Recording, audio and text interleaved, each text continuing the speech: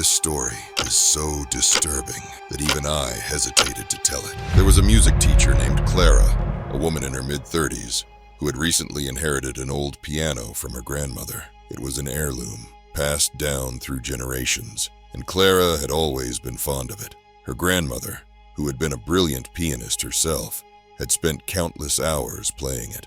Clara had never expected the piano to come with a story, but as she began to play it in her own home, things started to change.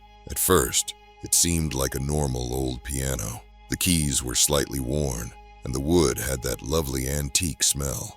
But as Clara played, something unusual happened. A chill ran down her spine every time she pressed a key, though the house was warm enough. She thought little of it at first, perhaps just the draft of an old building. But it wasn't long before she began to hear faint whispers.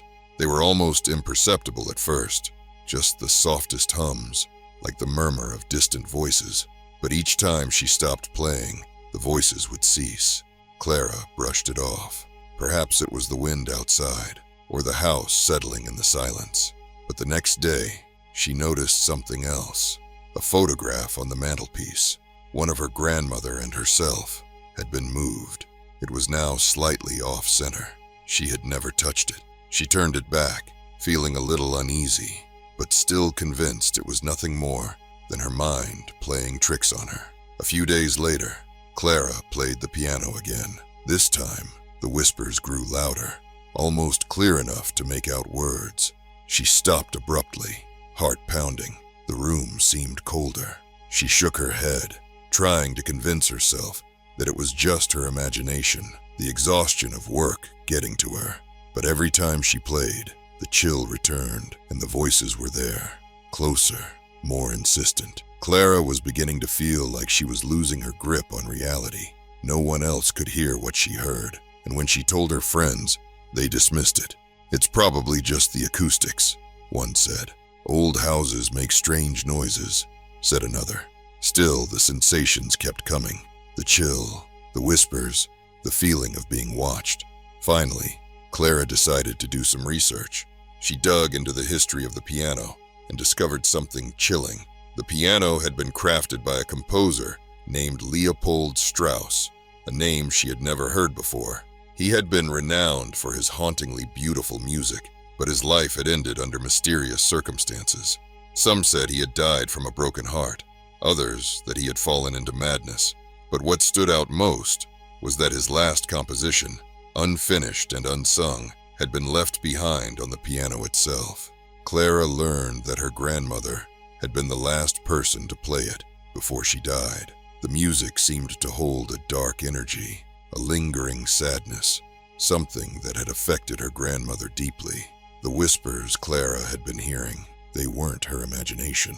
They were the remnants of Leopold Strauss's spirit, bound to the piano, seeking release.